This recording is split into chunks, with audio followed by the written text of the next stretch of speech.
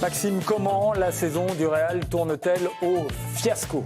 Alors, le Real vient de s'incliner pour la deuxième fois consécutive en Liga. Ça peut paraître anecdotique, mais c'est quand même la première fois depuis 2019 que ça leur arrive. Conséquence très concrète au classement, le Real est passé de leader avec 2 points d'avance à dauphin avec 4 points de retard.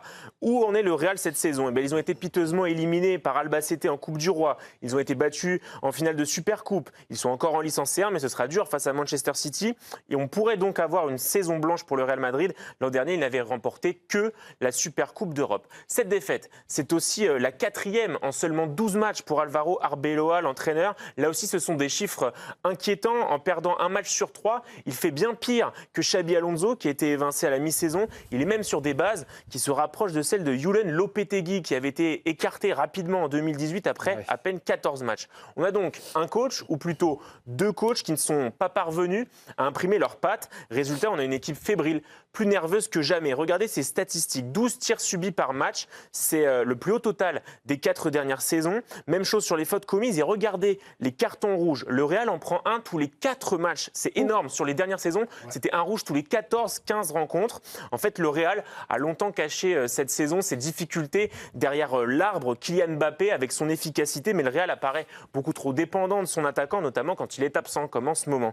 Mbappé a inscrit 44% des buts de son équipe cette saison et il est encore plus déterminant dans les grands matchs puisqu'il est impliqué sur 58% des buts madrilènes en Ligue des Champions. Au final, le Real, c'est un club qui est en ce moment en manque criant de leader, en tout cas de leader fiable. Si on compare avec le Real qui a gagné par exemple la C1 en 2022. Derrière, on a Carvajal qui a décliné, Trent, son remplaçant, ne s'est pas imposé. En défense centrale, personne n'est incontournable, ni Alaba, ni Militao, ni Rudiger. La différence, elle est surtout visible dans le secteur du milieu de terrain avec Valverde, Tchouaméni et Bellingham qui certes ont des caractéristiques très différentes mais ils ne parviennent pas à remplacer l'ossature galactique qui était le trio Modric, Kroos et Casemiro. Oh, merci beaucoup. Elle est quand même pas mal la compo quand on la regarde. La compo du Real. Il y a quand même de quoi faire. Émilie, comment on en arrive là ? Regardez cette compo quand même du Real Madrid. Ça devait être le renouveau cette saison normalement. Ça devait être le renouveau, mais entre les changements de coach, entre la dépendance à Mbappé, je trouve que déjà ça fait 2 points qui n'aident pas ce Real à se stabiliser. Il y a une dépendance à Mbappé pour le but. Ils attendent de Vinicius des éclairs de génie, mais c'est pas forcément régulier. Et effectivement, comme tu le disais, il y a le côté, c'est l'arbre qui cache la forêt, parce qu'en fait, il y a plein d'éléments qui montrent qu'aujourd'hui, à date, ce n'est plus le plus grand club du monde comme on l'a connu, un club qui est craint. Aujourd'hui, c'est une équipe qui peut perdre, et, bizarrement, mais c'était pas forcément dans l'intellect, et c'est pas ce qu'on attendait d'eux, donc c'est très surprenant, et je trouve que, pareil, de perdre à des échéances sur des finales, tout ça ne ressemble pas au Real, donc je trouve que cette saison, il cumule énormément de tard qu'il va falloir, je ne sais pas comment, arriver à combler. Et c'est surtout, Bruno, parce qu'il y avait eu déjà la saison dernière, les prémices, on se dit, allez, ça y est, ça va être le rebond. Et là, ils s'enfoncent encore un peu plus, Et donc là, ça devient quand même très inquiétant pour le club qui était censé être le meilleur du monde. Juste pour refaire le circuit, on rappelle juste, ils remportent la Champions League. Et en fait, le seul recrutement qu'ils font, ils perdent Kroos. Et le seul recrutement qu'ils font, c'est qu'ils font all-in sur un joueur, Kylian Mbappé, l'arbre qui cache la forêt, et ensuite derrière, on vient pas travailler le milieu de terrain, on sent pas de travail en fait. Et là en fait, on a posé des joueurs et on leur dit allez-y, amusez le public, amusez-nous et jouez au football. C'est pas ça en fait. Le foot est en train de, il y a une partie qui change et là on sent qu'il y a aucun collectif. En fait, il y a pas de collectif depuis 2 ans. Il n'y a pas d'expression collective dans cette équipe. Et quand elle est comme ça, Vinicius, il a sa chance.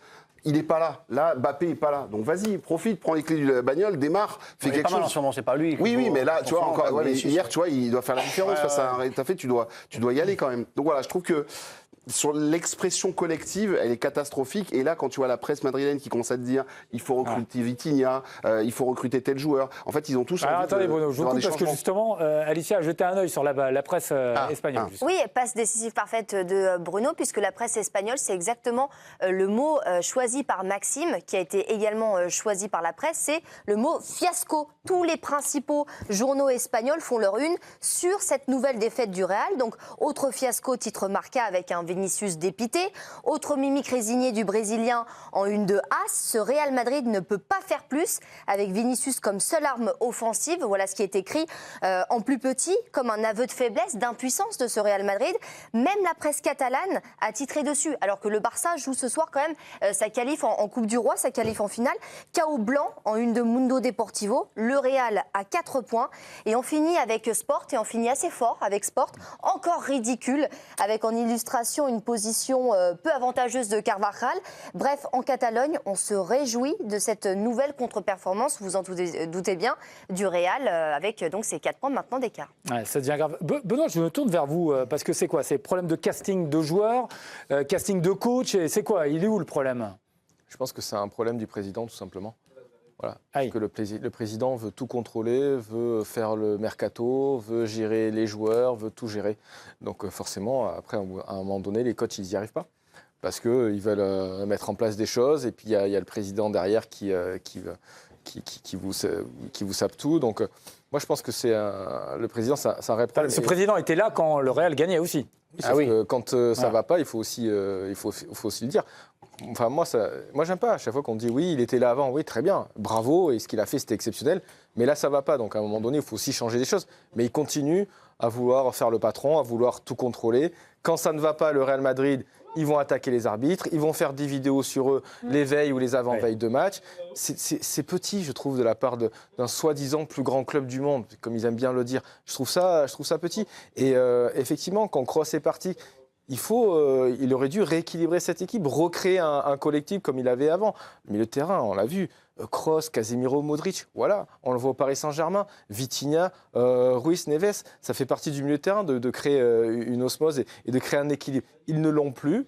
Et comme tu l'as dit, Bruno, ils ont fait un all-in sur Mbappé. Très bien, Mbappé fait une très belle saison depuis qu'il est au Real Madrid, il empile les buts. Mais derrière, il n'y a pas de collectif. Et quand il n'est pas là, c'est compliqué. Et même quand il est là, on a du mal à avoir un collectif au Real Madrid. Donc je pense qu'à un moment donné, il va falloir que Florentino Pérez tire des conclusions et fasse autrement. Bon, très bien. Nous, on a Benoît Pérez aussi qui devrait bien tirer des conclusions. Loïc, c'est intéressant parce qu'il vient d'évoquer aussi le contexte et l'aura du Real, en effet, qui n'est plus classe. On se rappelle l'affaire du Ballon d'Or. Enfin voilà, il y a plusieurs affaires en ce moment. Ils ont toujours été comme ça. Ils ont toujours été comme ça. Le Real n'a jamais été Ils n'ont pas été classe. le club le plus classe du monde quand ça se passe mal. Et Florentino Pérez a toujours tiré les ficelles de cette manière-là, dès qu'il sentait que son équipe allait un peu moins bien. Après, le problème, il est très simple. On en a parlé du milieu de terrain, mais tu peux parler de tout l'effectif. Benoît, vous disiez que l'effectif était pas mal cette année. Ah oui, franchement, il y a top 3, top 5 à leur poste, ils ne sont pas les joueurs. À part Mbappé, à part Vinicius, à part Courtois. Derrière, sinon, c'est des joueurs qui sont. Je pense qu'au PSG, Luis Enrique ne prend aucun des 3 milieux de terrain du. Bah non, mais même au-delà même de Oui, l'équipe. mais à la base, Bellingham, ça devait être un top joueur. Ça devait être. Bah oui, mais voilà. Ça devait être un top joueur. Oui, mais tout sur le papier, normalement, Il y a fonctionne. peu de joueurs qui arrivent justement comme des top joueurs. Normalement, quand tu arrives au Real Madrid, tu es déjà un top joueur. Tu es installé comme l'un des meilleurs joueurs au monde. Aujourd'hui, c'est plus le cas. Les joueurs qui arrivent ne le sont plus. On voit, j'ai beaucoup de respect pour Tchouaméni au milieu de terrain, mais Tchouaméni, c'est un joueur d'équipe. C'est pas un leader, c'est pas lui qui va vous faire gagner les matchs. Et derrière, c'est pareil. Militao, c'est des super joueurs. Rudiger, c'est un bon joueur, mais c'est pas ce type de joueurs-là. C'est pas des Sergio Ramos de l'époque, des Carvajal des Pépé, de l'époque, des Pépé. Il y a des joueurs incroyables dans cette équipe-là. Et on a une équipe, malgré tout, un effectif aujourd'hui qui est à peine top 10 en Europe. Bon. Et avec encore un absent en plus qui vient de se rajouter. Une très mauvaise nouvelle de plus pour le Real Madrid. Le Brésilien Rodrigo qui souffre d'une rupture du ligament croisé antérieur et aussi du ménisque externe du genou droit, donc synonyme de fin de saison. Et pas de Coupe du Monde pour le joueur du Real Madrid. La Confédération brésilienne de football lui a témoigné sa solidarité via un message sur X. Donc gros coup dur pour le Brésilien. Et les socios regrettent déjà aussi le prêt d'Hendrick à l'Olympique Lyonnais avec cette nouvelle tuile. Et le malheur des uns fait peut-être le bonheur des autres parce que cette mauvaise nouvelle pour Rodrigo, c'en est peut-être une bonne pour Hendrick qui peut peut-être espérer un peu plus disputer la Coupe du Monde. Merci Alicia. Bah oui, en effet, c'est ça aussi le foot.